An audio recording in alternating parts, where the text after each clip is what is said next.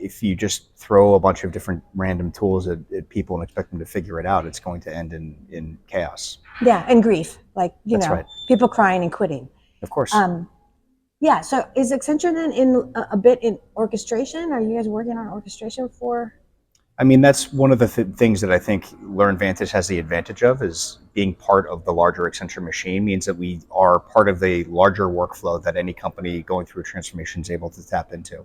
Okay. So we start off with the assessment for the client, and this is not just for talent, but for the technology. Are you prepared to go through this AI transformation? Right. We're able to identify those weak points, and then with our other tools, we can start to automate processes, identify where in the org chart things need to change and what kind of roles are going to be possible. Okay. And then where LearnVantage comes in is at the end of any kind of technology implementation. So we start with the installation, we go through the strategy, we implement all of that. The training and certification is what de-risks that technology investment and allows the client to be able to stand on their own 2 feet and for the impact of that technology to actually take place.